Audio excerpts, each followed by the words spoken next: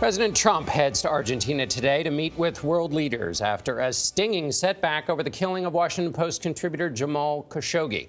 A large majority of the Senate is pushing back against the president's defense of Saudi Crown Prince Mohammed bin Salman, accused of ordering the murder.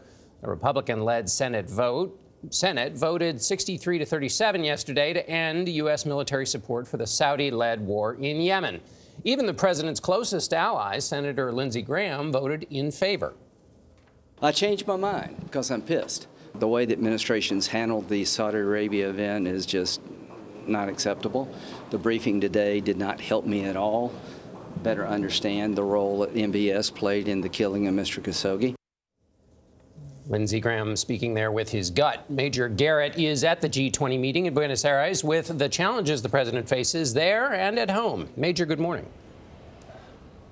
Good morning. As you mentioned, John, that Senate resolution seeks to cut off U.S. military aid for Saudi Arabia's long-running war with Houthi rebels in Yemen. It's essentially a proxy war with its regional rival, Iran.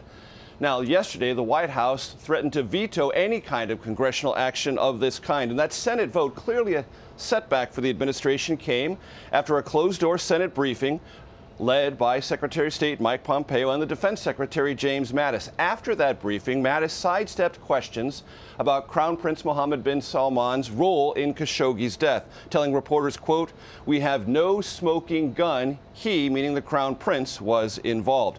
Noticeably absent at that briefing, CIA Director Gina Haspel, whose agency has overseen the U.S. side of the Khashoggi investigation. Haspel's absence prompted senators like Graham to brand this briefing inadequate, and Graham has threatened to withhold his support from any future legislation, including that which could keep the government open and funded early next month. Meanwhile, Saudi Crown Prince Mohammed bin Salman arrived here in Argentina yesterday for the G20. President Trump has said he would meet with him, but there is currently nothing on the schedule. What is on the schedule? A high-stakes dinner here Saturday night between President Trump and Chinese President Xi Jinping, amid signs both nations could be hurtling toward a full-blown trade war. Earlier this week, the president's top economic advisors criticized China for ignoring long-standing U.S. trade complaints. And yesterday, both countries threatened to impose yet another round of tariffs on one another. One other possible development here, the president is scheduled to meet with Russian President Vladimir Putin, but Russian aggression against Ukraine this past weekend, Norah, could scuttle those talks. Yeah, there's going to be a lot of news coming out of that summit there this weekend.